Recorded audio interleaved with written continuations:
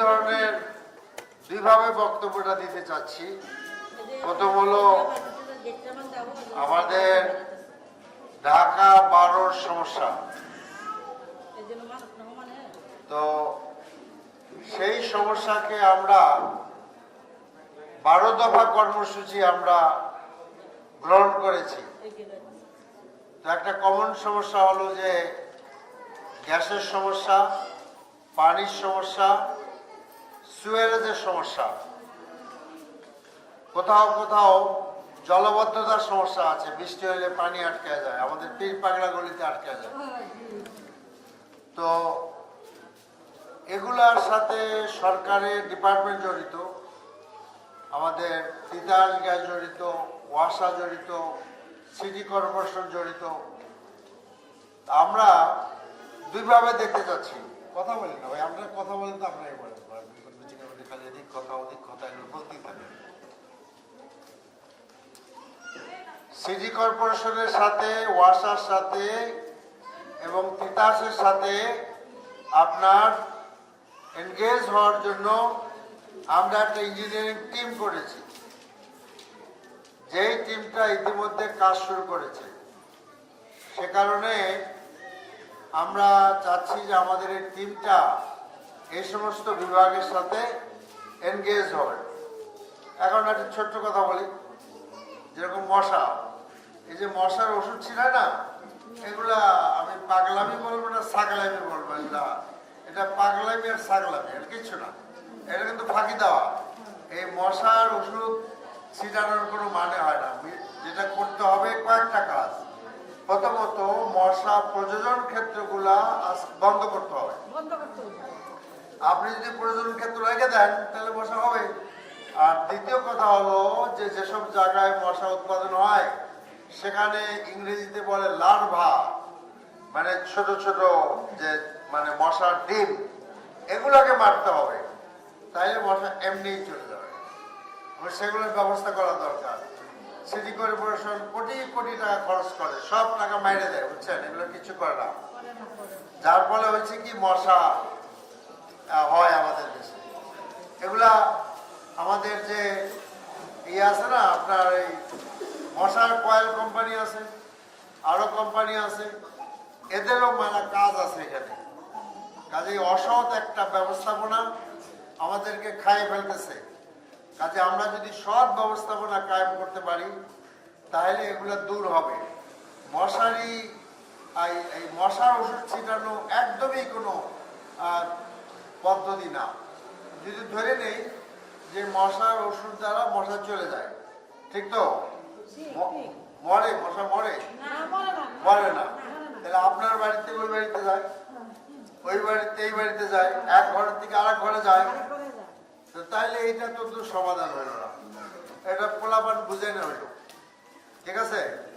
তো এখন আমরা মানে এটাকে পার্মানেন্ট সলিউশনে যাইতে হবে। এখন আসলে গ্যাসের ব্যাপারে প্রথমত গভর্নমেন্টের গ্যাসের পলিসি হলো গভর্নমেন্ট গ্যাস বাড়িতে দিতে চাচ্ছে না, এগুলো বন্ধ করতে চাচ্ছে। এটা আপনাদেরকে বুঝতে হবে। গভর্নমেন্ট চাচ্ছে না গ্যাস দিতে, এবং আসলে আমাদের দেশে যে পরিমাণ গ্যাস আছে এটা লম্বা আলোচনা। সেই গ্যাসগুলা তোলার কোনো ব্যবস্থা নাই আমাদের দেশে। ভোলাতে মেলা গ্যাস পাওয়া গেছে, কিন্তু সেই গ্যাসটা ব্যবহারের কোনো ব্যবস্থা নাই। ভোলাতে এগুলো কাজে লাগাইতে পারতেছে না। দেশের বিভিন্ন জায়গায়, সমুদ্রে বিভিন্ন জায়গায় গ্যাস আছে, সেগুলো যদি আমরা তোলার ব্যবস্থা করতে পারতাম তাহলে সমস্যার সমাধানটা অনেক মানে গুণে হয়ে যেত। কেমন এখন যেখানে গ্যাস আছে সেগুলো পাচ্ছে না, কেমন চাপের সমস্যা, সেগুলো আমরা ক্রমান্বয়ে তিতাসের সাথে বসতে চাচ্ছি এলাকা ভিত্তিতে, যাতে করে সমাধান করা যায়। পানির সমস্যা কারণ হলো পানির লাইন নিচে নেমে গেছে। ওয়াসার পানি হলো সবচেয়ে খারাপ পানি, দুর্নীতি সেখানে আছে, সেগুলো নিয়ে আমাদেরকে বসতে হবে। সুয়ারেজের কারণে সুয়ারেজ লাইন আটকে যাচ্ছে, সুয়ারেজের ময়লা আফসার হয়ে বেরোয় যাচ্ছে, আর জায়গায় জায়গায় জলবদ্ধতা হচ্ছে, এগুলো সুয়ারেজের কারণে হচ্ছে। তো কাজেই আপনার এখন মাইক আনতে হবে না, এখন দরকার চেয়ারের। মেহরবানি করে আপনি একটা সিন ক্রিয়েট করেন না, ওটা বাইরে রাখেন।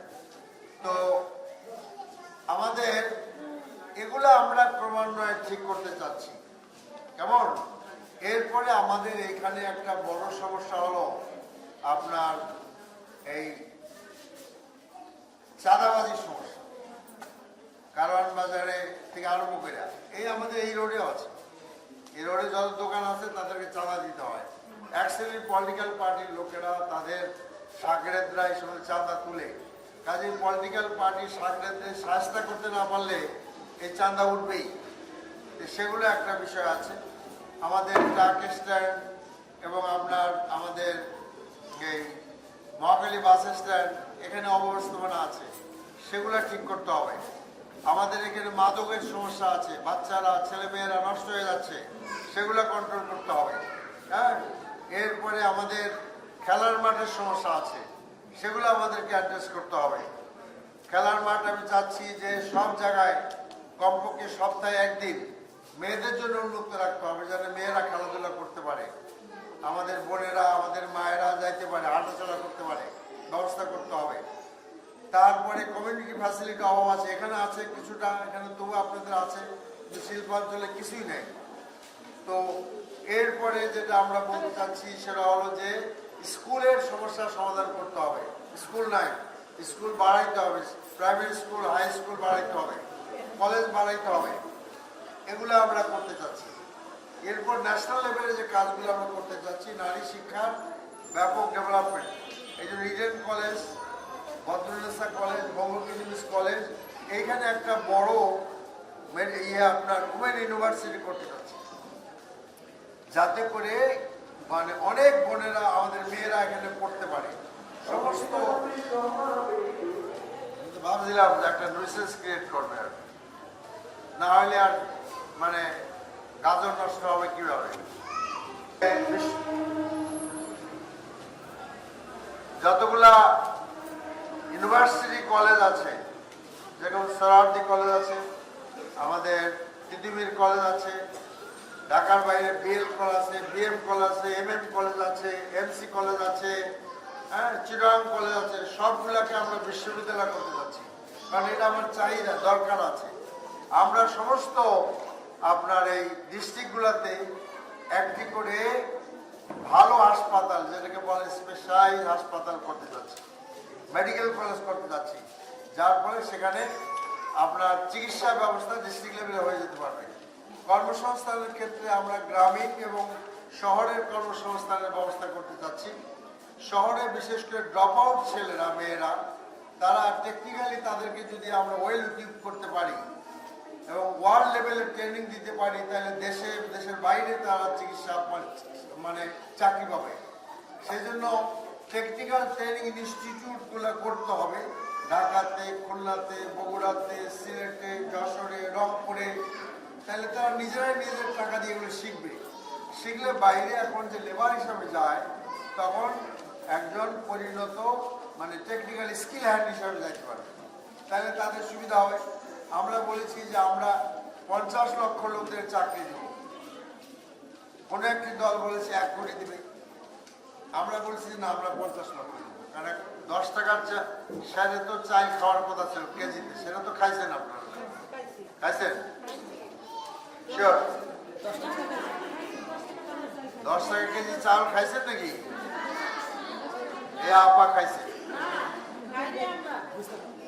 আচ্ছা, আপা বুঝতে পারেন না। এইটা আসলে যা সম্ভব সেটা আমাদের করতে হবে। সে কারণে আমরা বলতে চাচ্ছি যে বিদেশে আমাদের ছেলেরা যেন চাকরি পাইতে পারে সে ব্যবস্থা করতে হবে। কেমন? আইটি সেক্টরে চাকরি সম্ভব সেটা করতে হবে। আমাদের বৈদেশিক যে মন্ত্রণালয় আছে, এদের বৈদেশিকের সাথে কর্মসংস্থান যোগ করে শক্তিশালী বৈদেশিক কর্মসংস্থান মন্ত্রণালয় করতে হবে। That should B A ministry of জাকাত ওয়াকফ।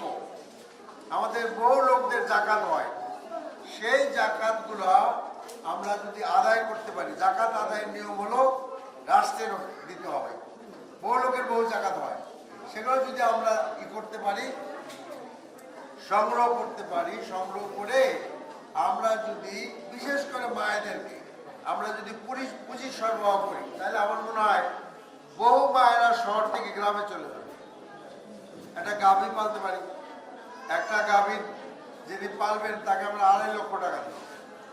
2.5 লক্ষ টাকা দিয়ে 2 লাখ টাকা দিয়ে গাভী আর 50,000 টাকা দিয়ে সেই গাভী পালন 1 বছর পরে একটা বাচ্চা পাবে। তখন আস্তে আস্তে আস্তে আস্তে সে স্বাবলম্বী হবে।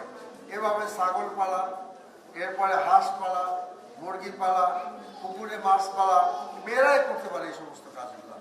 তারপরে আমাদের মুড়ি ভাজা, চাউল মানে তৈরি করা, এইসব জায়গায় পুঁজি লাগে। পুঁজিটা যদি আমরা সরবরাহ করি তাহলে আমাদের বোনেরা কাজ করতে পারবে, আয় করতে পারবে। কিন্তু এখন যে সমস্ত ক্ষুদ্র ঋণ দিচ্ছে, ক্ষুদ্র ঋণ দিলে আবার তার উপরে 32% সুদ বসায় দিচ্ছে। এই 32% সুদ বসায় দিলে করে কি, তারা এই টাকা আয় করে দিতে পারে না। যখন দিতে পারে না তখন তারা আর এক জায়গার থেকে টাকা নেয়, নিয়ে এটা শোধ দেওয়ার চেষ্টা করে। যখন সামলাইতে পারে না তখন বাড়ি ছেড়ে পালায়। কাজে ইসলামের নিয়ম হলো প্রকৃত অর্থে টাকার মালিক বানায় দিতে হবে, কোনো বাড়তি টাকা নেওয়া যাবে না। আপনি প্রশ্ন করবেন তাহলে খরচ চলবে কোথা থেকে? সমাধান আল্লাহ তাআলাই দিয়ে দিয়েছেন। জাকাতের আর্থিক খাতের মধ্যে একটা খাত হলো আপনার এই কর্মচারীদের বেতন, ওখান থেকে বেতন আসবে এবং মনিটরিং করা হবে। ঠিক আছে? তাহলে দেশের ভিতরে বাইরে আমাদের কর্মসংস্থানের ব্যবস্থা হয়ে যাবে। এবং এইভাবে আমরা একটা মানে দেশের মধ্যে আয়ের একটা সোর্স তৈরি করতে চাচ্ছি, বাইরে করতে চাচ্ছি, যাতে করে আমাদেরই হয়। এরপরে আমরা আমাদের অনেক সমস্যা আছে। আমাদের পদ্মা ব্যারেজ তৈরি করতে হবে, হচ্ছে না। গত একনেক যেখানে এগুলো প্রজেক্ট পাস হয় সেটা যায় নাই, গাড়ি ইঙ্গিতে গেল না, নিশ্চয়ই কেউ আছে বাধা দিছে। কাজে এগুলো ঠিক করতে হবে। তিস্তার যে বাঁধ, তিস্তার বাঁধ পাল্টা বাঁধ দিয়ে দেবো আমরা, পাল্টা বাঁধ দিয়ে যাতে পানি আসতে না পারে আমাদের দিকে, তাইলে আমরা এরকম ভাবে শুকাইয়ে মরবো না। কাজে আমরা মরে যাবো আর ওদের ডুবাইয়ে মারবে আর শুকাইয়ে মারবে, এটা তো হতে পারে না। আমরা গেলে এটা করব। আমরা বিডিআর হত্যার বিচার করব, শাপলা চত্বর হত্যার বিচার করব। হ্যাঁ, এইভাবে আমরা দেশের মানে স্বার্থগুলো উদ্ধার করব।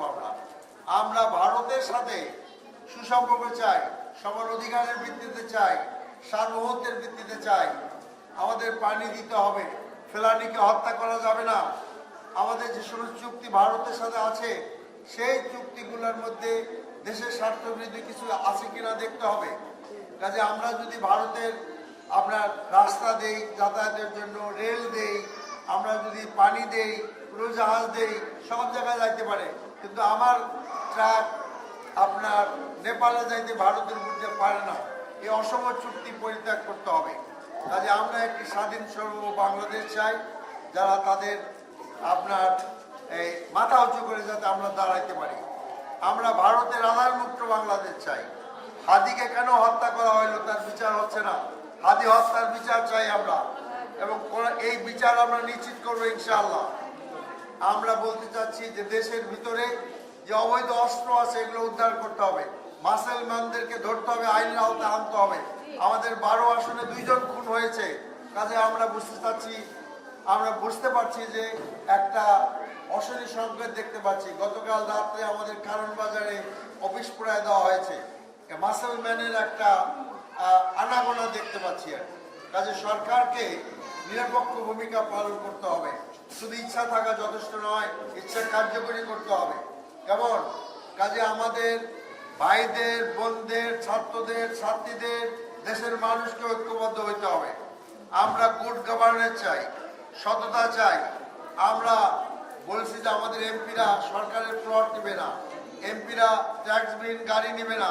এমপি কোথায় যে টাকা খরচ হবে সেই টাকা খরচ করার পরে পাবলিক করে দিতে হবে, যাতে করে লোকেরা জানতে পারে এই টাকা কোথায় খরচ হয়েছে। ঠিক না? তাহলে চুরি করার মানে সুবিধাটা বন্ধ হয়ে যাবে। ঠিক আছে? 5 বছর পর্যন্ত শিশু, 65 বছরের পরে যে সমস্ত আমাদের সিনিয়র সিটিজেন আছে তাদের চিকিৎসা আমরা ফ্রি করতে যাচ্ছি। 5 বছর পর্যন্ত শিশুদের শিশু খাদ্য ফ্রি করা, শিক্ষার ব্যবস্থা করা, আর চিকিৎসার ব্যবস্থা করা, এটা করতে হবে। তো এটাকে এদেরকে বাঁচানো। কাজে এমন একটি